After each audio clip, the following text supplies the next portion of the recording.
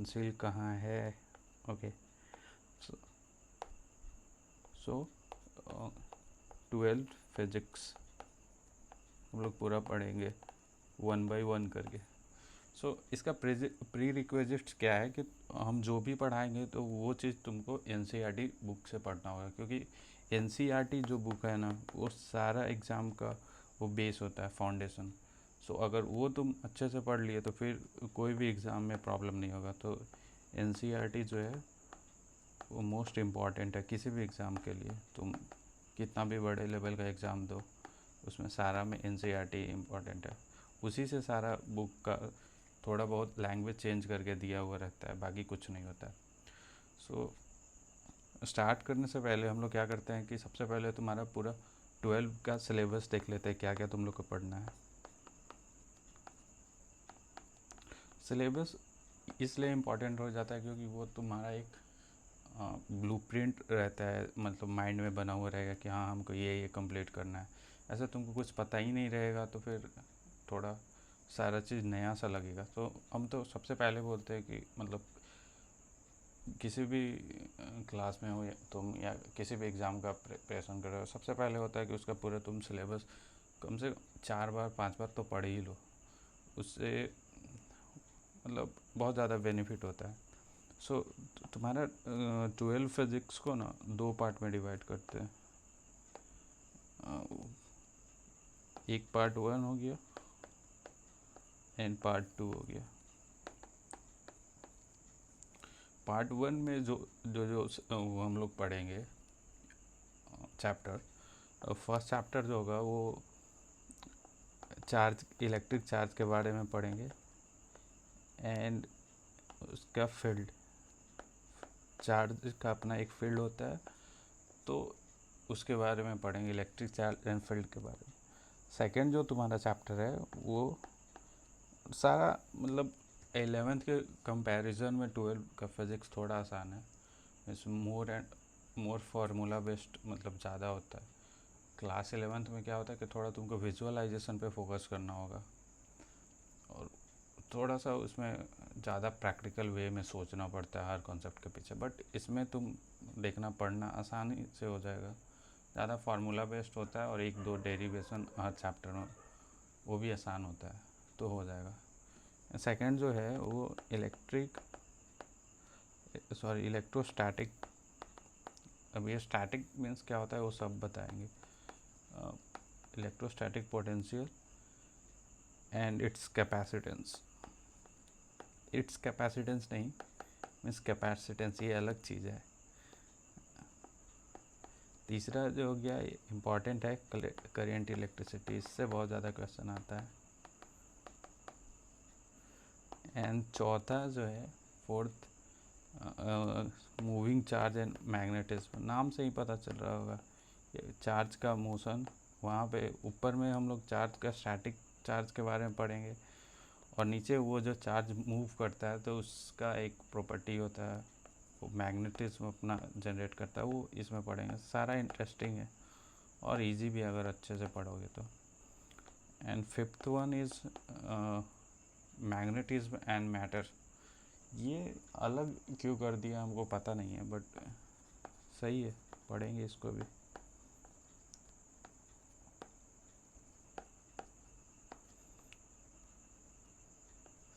And sixth is electro magnetic induction. ये मेरा one of the favourite है।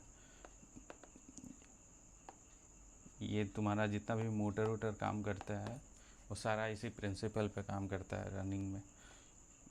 इसको इलेक्ट्रोमैग्नेटिक इंडक्शन बोलते हैं, कैसे चार्ज इंड्यूस होता है। एंड सेवन्थ जो है वो तुम्हारा है अल्टरनेटिंग करेंट। तुम्हारे घर में जो बिजली आती है वो अल्टरनेटिंग करेंट ही है, अल्टरनेटिंग करेंट। ये हमारा पार्ट 1 हो गया। एंड टॉकिंग अबाउट पार्ट 2, तो पार्ट 2 में हमको क्या क्या पढ़ना है। अब ये पार्ट 2 इसलिए इसको बोलते हैं, इस ऑफिशियली कोई डिवाइडेड नहीं है पार्ट 1 एंड पार्ट 2। तुम सोच रहे हो कि यार साइंस के बुक में जो NCERT में ऐसा तो कुछ लिखा हुआ नहीं है पार्ट 1 एंड पार्ट 2।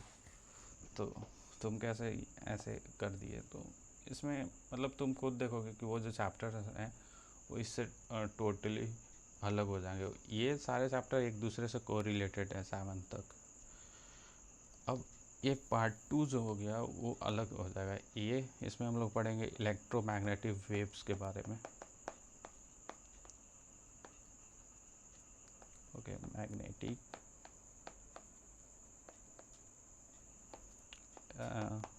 फिर उसके बाद है रे ऑप्टिक्स।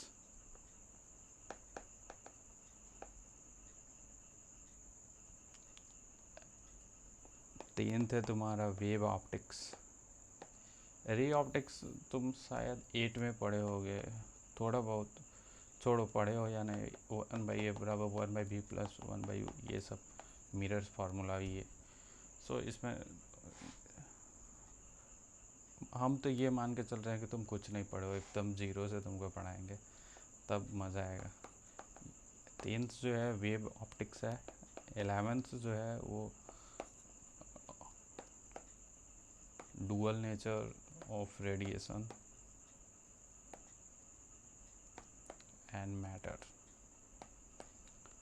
जो हम रेडिएशन का मतलब क्या होता है, रेडिएशन जो जब कोई भी सबस्टांस हीट होता है तो उसके आसपास एक रेडिएशन जनरेट होता है। रेडिएशन कुछ नहीं है, एक सिंपल सा ये सोचो कि वो हीट है, उसी हीट को हम लोग रेडिएशन कर देते हैं। ज़्यादा इसमें कॉम्प्लिकेटेड कुछ सोचना नहीं। फिर 12 में एटम्स पढ़ेंगे, जो कि तुम केमिस्ट्री में भी इसका बहुत नाम सुने होंगे, एटम्स एंड मॉलिक्यूल्स का। अब 13 जो है वो है तुम्हारा एटम्स है तो एक न्यूक्लिया भी होता है।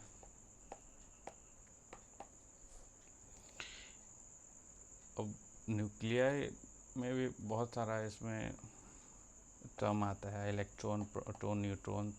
तो ये सारा चीज़ हम लोग पढ़ेंगे। अभी सिर्फ तुम मेनली तुम्हारा ये काम है कि जितने भी चैप्टर्स हम लिखे हैं वो एक कॉपी में नोट डाउन कर लो। अगर पहले से लिखे होगे तो वेल एंड गुड, क्योंकि चैप्टर बहुत ज़्यादा इम्पोर्टेंट होता है। एंड लास्ट जो है वो सेमी कंडक्टर। ये तुम मतलब हर जगह इसका इतना ही ज़्यादा इम्पोर्टेंस है कि मत पूछो। तुम्हारा जो मोबाइल फ़ोन जो है वो पूरा इसी पे काम करता है, सेमी कंडक्टर। और ये चैप्टर पे बहुत ही अच्छा है, मतलब भर भर के इससे क्वेश्चन देगा, क्योंकि अभी मॉडर्न डे में सेमी कंडक्टर का बहुत ज़्यादा यूज़ हो रहा है। हर चीज़ में तुम देखोगे तो सेमी कंडक्टर का यूज़ हो रहा है, चिप लगा हुआ रहता है। So that was all about your syllabus.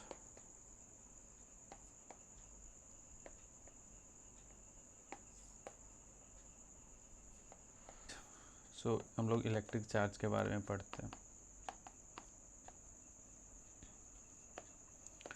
सो तुम लोग कभी ये चीज़ नोटिस की हो, मतलब एक प्रैक्टिकल एग्जांपल से देखो। अगर सबसे अच्छा होता है ना प्रैक्टिकल एग्जांपल से, तुम अगर किसी भी चीज़ को पढ़ते हो तो वो थोड़ा तुमको इंटरेस्टिंग भी लगता है। अ, क्या बना रहे हैं, हाँ एक पेन है और यहाँ थोड़ा पेपर का टुकड़ा है। तो कभी तुम ये देखे हो कि तुम अपना पेन को जब अपने बाल में रब करते हो हेयर में, एंड उसके बाद अगर तुम टाइनी छोटा छोटा पेपर के पास ले जाते हो तो वो पेपर उससे चिपकने लगता है। तो भाई कभी तुम ये जानने का कोशिश की हो कि ऐसा क्यों हो रहा है, मतलब क्या कारण है कि हाँ ये जो पेपर है वो मतलब उस पेन से चिपकने लग रहा हो। और ऐसे नॉर्मली तुम अगर तुम उसको मतलब ट्राई करोगे चिपकाने का बिना रब किए हुए तो वो नहीं चिपकेगा। बट अगर तुम उसको रब कर देते हो तो फिर वो चिपकने लगता है। तो कारण यहाँ पे सिंपल है, वो चार्ज का कारण है। तो जैसे ही तुम इसको अपने हेयर में रब करते हो ना, तो उसमें एक स्टैटिक चार्ज जनरेट हो जाता है। और पेन चूँकि नॉन मेटल है, ज़्यादा कॉम्प्लिकेटेड नहीं बता सकते मेटल और नॉन मेटल वो कैसे करंट को फ्लो कर देता है, चार्ज को फ्लो कर देता है। तो फिर वो नहीं, हम लोग ये सिर्फ सिंपल तरीके से जान रहे हैं कि तुम्हारा पेन से जैसे ही तुम हेयर में उसको रब करते हो तो उसमें एक स्टैटिक चार्ज आ जाता है, जिसके कारण से वो अट्रैक्ट होने लगता है।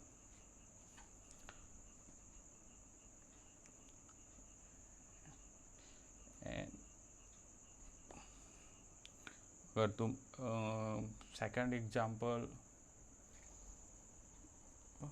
एग्जांपल क्या हो सकता है, चार्ज और कहाँ तुम देखे हो? हाँ, कभी ये तुम देखे हो कि तुम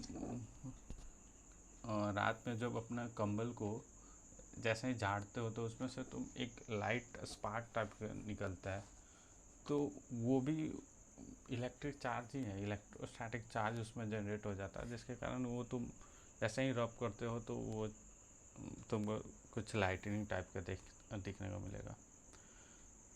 तो अभी देखो कि चार्ज आता कहाँ से है पेन में, तुम ये भी तो सोच सकते हो कि भाई हाँ चार्ज तो तुम बता दिया, वो चार्ज आ कहाँ से रहा है? तो देखो, जितने भी ऑब्जेक्ट्स हैं ना दुनिया में, जितने भी ऑब्जेक्ट हैं वो सारे एटम से मिलके बने हुए रहते हैं। सो यू कैन से कि all the objects are made up of atoms. तो वो एटम्स में वो तीन तरीके का चार्ज होता है। एक होता है प्रोटॉन, ये सारा नोट डाउन कर लो, सारा इम्पॉर्टेंट है। सेकंड है इलेक्ट्रॉन एंड थर्ड है न्यूट्रॉन्स।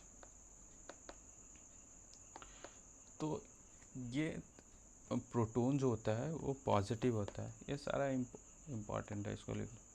इलेक्ट्रॉन जो होता है वो निगेटिव बिहेवियर शो करता है, और न्यूट्रॉन एक न्यूट्रल वर्ड सुने होंगे, जो कि ना पॉजिटिव साइड में होता है ना निगेटिव साइड में होता है, वो न्यूट्रल होता है।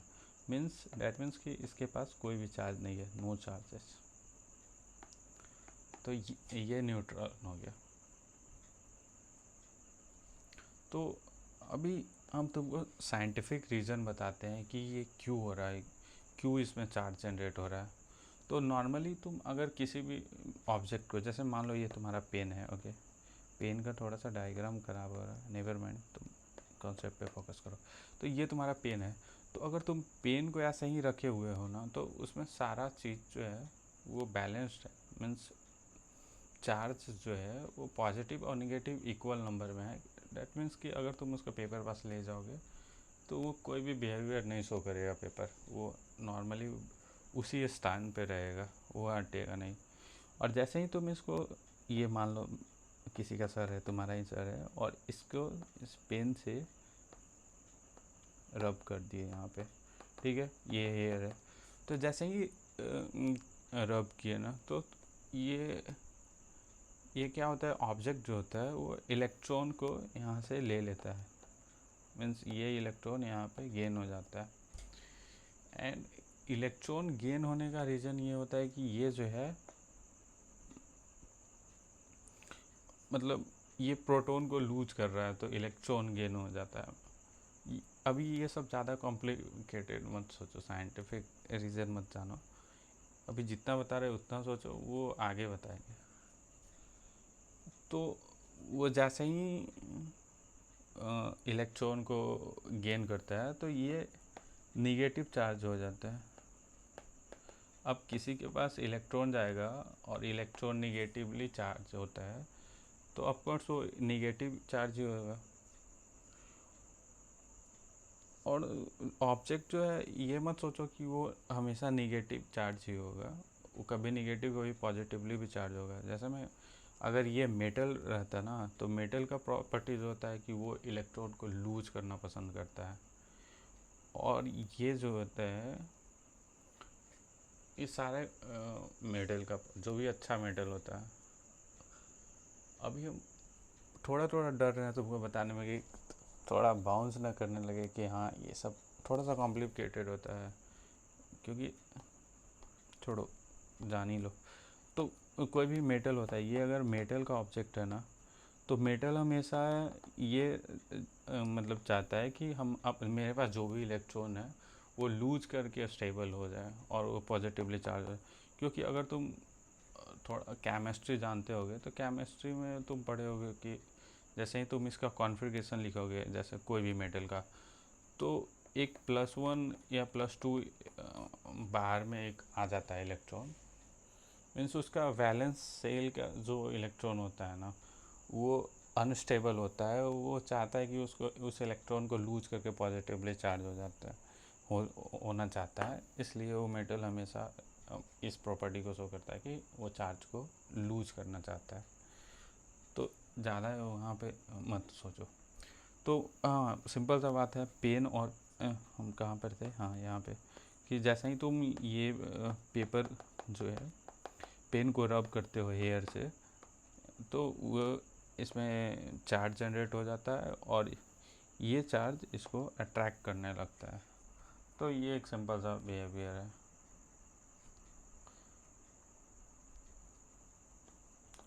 अब थोड़ा सा टेक्निकल वे में हम तुमको बताएं, टेक्निकल डेफिनेशन जो तुम्हारा मतलब जानना चाहिए, मतलब मान लो एग्ज़ाम में लिखने के लिए आया कि व्हाट इज़ इलेक्ट्रिक चार्ज, तो तुम ये कह सकते हो कि इलेक्ट्रिक चार्ज जो है वो किसी भी मैटर का फंडामेंटल प्रॉपर्टीज़ है। सो लिख देता हूँ पॉइंट वाइज फंडामेंटल। तो इलेक्ट्रिक चार्ज जो है वो किसी भी मेटल नहीं, मैटर का फंडामेंटल प्रॉपर्टीज़ है जो which cause object to experience electric force of attraction और repulsion, जिसके कारण जो ऑब्जेक्ट है वो रिपल्सन शो करता है प्रॉपर्टी या फिर अट्रैक्शन। जैसे में मान लो आई डोंट नो कि ये अभी अट्रैक्ट हो रहा है, किसी टाइम में ये रिपेल भी होने लग गया कि जैसे ही पेन इसको यहाँ पे लेकर जाओ ये पेज दूर भागने लगे। आई डोंट नो कि कुछ भी हो सकता है, बट ये जो होने का जो कॉजेज है वो सिर्फ एक ही रीज़न है उसके पीछे, वो है चार्जेस। वो चार्ज है, इसी के कारण चार्ज का प्रॉपर्टीज़ है जिसके कारण वो रिपल्सन और अट्रैक्शन शो करता है। सो ये बहुत ही बेसिक डेफिनेशन है चार्ज का।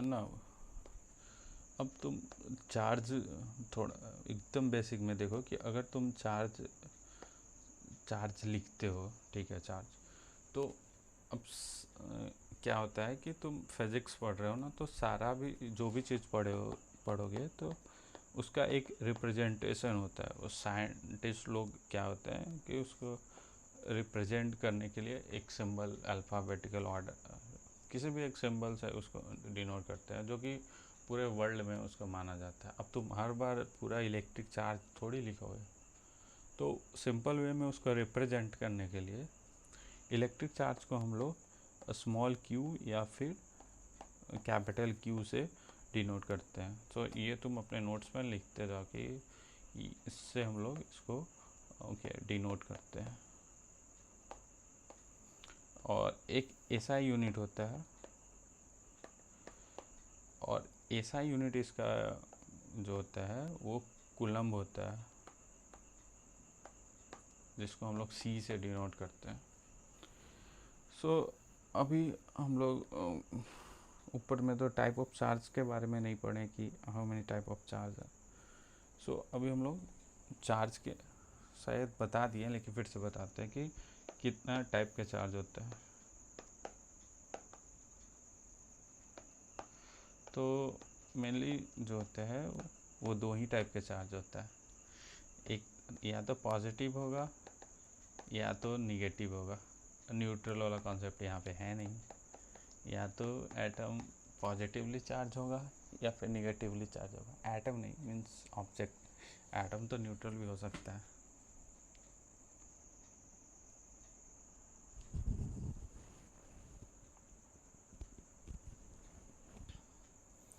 सो ये था हम लोग चार्ज के बारे में। इससे ज़्यादा चार्ज के बारे में कुछ पढ़ना नहीं है। अब आगे उसका देखते हैं कि बिहेवियर कैसा रहता है,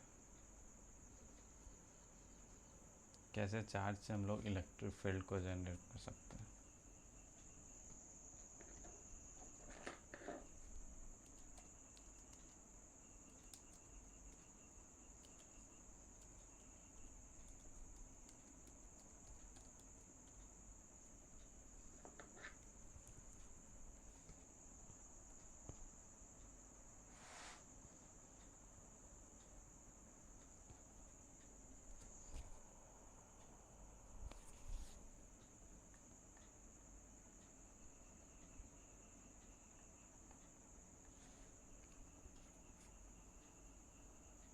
लोग देखते हैं कि चार्ज जो है वो क्या क्या प्रॉपर्टीज शो करता है। सो topic is properties of charge. Charge का प्रॉपर्टी। अब जो भी चार्ज है वो बेसिकली तीन टाइप का प्रॉपर्टी शो करता है। फर्स्ट इज एडिटिव प्रॉपर्टीज, जिसको बोलते हैं, इसको एडिटिविटी भी बोलते हैं। Simple additivity means adding. इससे पता चल रहा है कि जोड़ना होता है या घटाना होता है, यही होते हैं। सिंपल जो होता है। सेकंड जो है वो कंजर्वेटिव प्रॉपर्टी शो करता है चार्ज। लाइक चार्जेस जो होता है एक जो टर्म है, ये कीवर्ड जो है वो कंजर्वेटिव का मतलब होता है कि मतलब वो ना क्रिएट हो सकता है ना डिस्ट्रॉय हो सकता है, ये प्रॉपर्टी होता है। एक डेफिनेशन भी होता है चार्ज का कि चार्जेस का नाइदर भी क्रिएटेड नॉर भी डिस्ट्रॉयड। तो अभी आगे देखेंगे वो क्या है। And third one is what quantization of charge. हम आज थोड़ा स्लो है, अगले बार से ट्राई करेंगे कि पीपीटी बना लें ताकि इतना स्लो ना पढ़ाएं, नहीं तो ज़्यादा लेट हो जाएगा। आज फर्स्ट डे था इसलिए थोड़ा सा एक्सप्लेन करना पड़ा सारा चीज़। बेटर होगा कि अभी तुम लोग 12 में हो तो थोड़ा सा तो इतना तो हो कि हाँ भाई पीडीएफ पढ़ सकते हो, उसको समझ सकते हो। तो मेरा काम बहुत सिंपल है, मतलब हमको सिर्फ तुम जो भी कॉम्प्लिकेटेड टॉपिक है उसको सिंपल वे में समझाना है। वही किसी भी ट्यूटर का यही काम होता है, बस पढ़ने के लिए सब पढ़ लेता है। सो फर्स्ट है जो एडिटिव प्रॉपर्टीज ऑफ चार्ज, जिसको एडिटिविटी भी कह सकते हैं ऑफ चार्जेस। कि सिंपल में ये होता है कि मान लो एक जगह Q1 चार्ज है, एक Q2 चार्ज है, एक Q3 चार्ज है। अब चार्ज में Q1 Q2 Q3 ये +2 है, ये -3 है, प्लस माइनस कुछ भी हो सकता है, ये +1 है। तो एडिटिविटी प्रॉपर्टी ये कहता है कि नेट जो चार्ज होगा वो सारा का सम होगा, Q1 + Q2 + Q3। एंड ऐसे ही करके n number of charge means ढेर सारा है, 100-200 चार्ज है, तो सारा का सम ऐसे डॉट डॉट डॉट करते करते n तक कर सकते हैं। और यहाँ पे साइन इम्पॉर्टेंट है। जैसे मैं एक एग्जांपल ले लो कि मेरे पास 3 चार्ज है, ओके, एक +2 कूलम का है, एक -3 कूलम का है, एक +1 कूलम का है। और ओके, और तुमसे कोई बोलेगा कि नेट चार्ज बताओ कितना होगा, टोटल चार्ज। तो टोटल चार्ज जो होगा तीनों का सम होगा। लाइक Q1 + Q2 + Q3 तीन चार्ज है।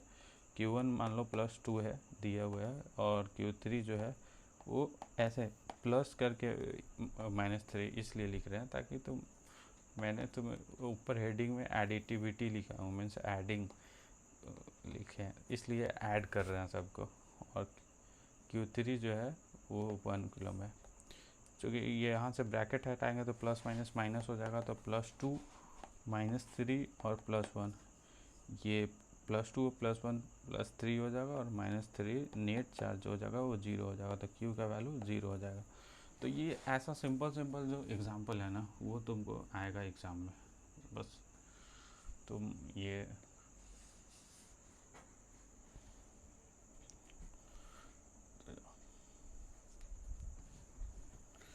एंड सेकेंड जो तुमको बताया प्रॉपर्टीज के बारे में चार्ज का, वो conservative properties means conservation of charge, ऐसे भी कह सकते हो उसको। अब ये चीज़ क्या है भाई, इसका डेफिनेशन ये होता है कि इलेक्ट्रिक चार्ज जो होता है, electric charge can neither be created nor be destroyed.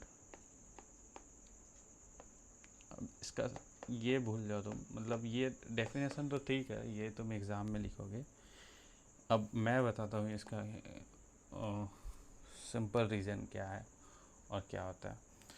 जैसे ही तुम किसी भी बॉडी को रब करते हो तो तुम ये देखो कि एक तो पॉजिटिवली चार्ज हो जाता है, एक तो निगेटिवली चार्ज होता है। डैट मीन्स कि एक तो इलेक्ट्रॉन लूज कर देता है, एक तो गेन कर देता है। तो तुम यहाँ पर देख रहे हो कि चार्ज का सिर्फ इधर उधर ट्रांसफ़र हो रहा है। मीन्स ये इम्पॉर्टेंट पॉइंट है, यहाँ पे देखो, transferring of charge from one object to another object. यही इसका सिंपल सा प्रॉपर्टीज है कि चार्ज सिर्फ ट्रांसफ़र हो रहा है एक दूसरे का। एक को प्लस हो जा रहा है तो एक तो माइनस हो रहा है, एक तो माइनस हो रहा है तो एक तो प्लस हो जा रहा है। मीन्स नेट चार्ज हमेशा कंजर्व रह रहा है। तो डेट्स वाई हम इसको कंजर्वेटिव प्रॉपर्टी बोलते हैं चार्ज का। मीन्स सिर्फ एक ऑब्जेक्ट से दूसरे ऑब्जेक्ट में सिर्फ ट्रांसफ़र हो रहा है। अब तुमको एक विजुअलाइजेशन टाइप से बताते हैं। जैसे मैं अब तुम एक ग्लास रॉड है, उसको सिल्क से रब करो। सिल्क एक तुम जानते हो मटेरियल होता है, और एक ग्लास रॉड से। तो जैसे ही इसको रब करोगे तो ग्लास रॉड जो है मान लो इलेक्ट्रॉन को लूज कर रहा है, लूज कर देता है।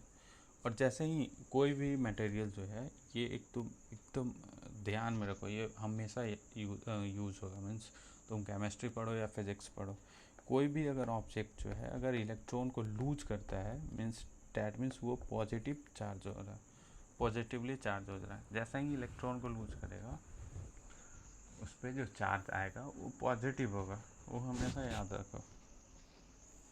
और जैसे ही कोई भी अगर मटेरियल जो है वो अगर इलेक्ट्रॉन को गेन कर रहा है तो उस पर निगेटिव चार्ज आएगा।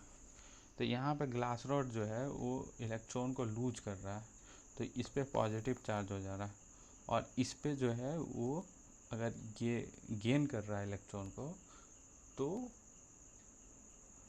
ये जो है वो निगेटिवली चार्ज हो जा रहा है। अब टोटल चार्ज दोनों का कंबाइन देखोगे, यहाँ पर ध्यान से देखना। अब तुम दोनों का अगर तुम टोटल चार्ज कंबाइन देखोगे तो नेट चार्ज तो जीरो हो जा रहा है दोनों में, प्लस एंड माइनस का हो गए जीरो हो जा रहा है। तो डैट मीन्स कि चार्ज तो कंजर्व ही है। मीन्स सिर्फ एक बॉडी से दूसरे बॉडी में ट्रांसफ़र हो जा रहा है। नेट चार्ज थोड़ी किसी पे बढ़ रहा है। जैसे मैं अब दोनों का सम करोगे तो +2 आ जाता या फिर +1 आ जाता, तो हम कह सकते थे कि हाँ भाई चार्ज कंजर्व नहीं है। बट यहाँ पे तो तुम देख सकते हो कि चार्ज जो है वो बस एक बॉडी से दूसरे बॉडी में जा रहा है। दैट्स वाई हम लोग इसको कंजर्वेशन ऑफ चार्ज बोलते हैं। ये इसका सेकंड प्रॉपर्टी है चार्ज का। एंड थर्ड जो है वो, ये थोड़ा सा तुमको नया लगेगा।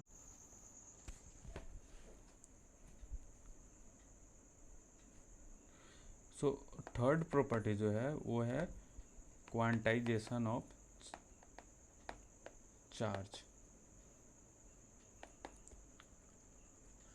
तो क्वांटाइजेशन ऑफ चार्ज ये करता है कि हम लोग इसको थोड़ा सा, ये मैथमेटिकल टर्म है।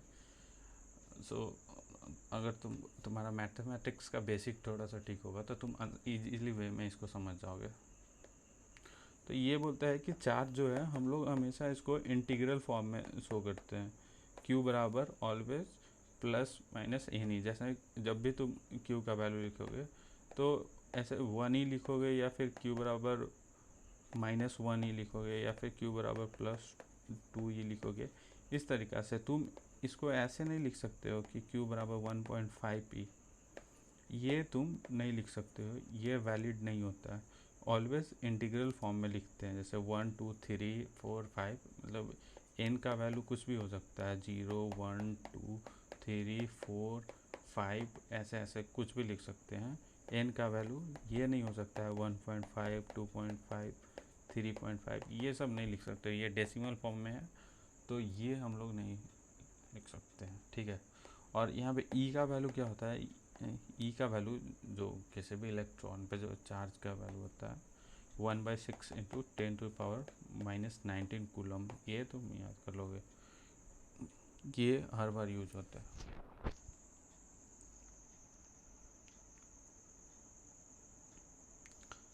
So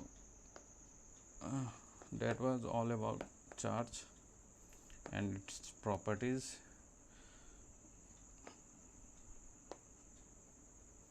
इससे ज़्यादा चार्जेस के बारे में तुमको नहीं पढ़ना है बस। तो वीडियो बहुत ही ज़्यादा लंबा हो गया एक टॉपिक के लिए, तो आगे से ट्राई करेंगे कि मीन्स PDF फॉर्म में थोड़ा सा शॉर्ट वे में एक्सप्लेन करें, बस ज़्यादा चाहिए।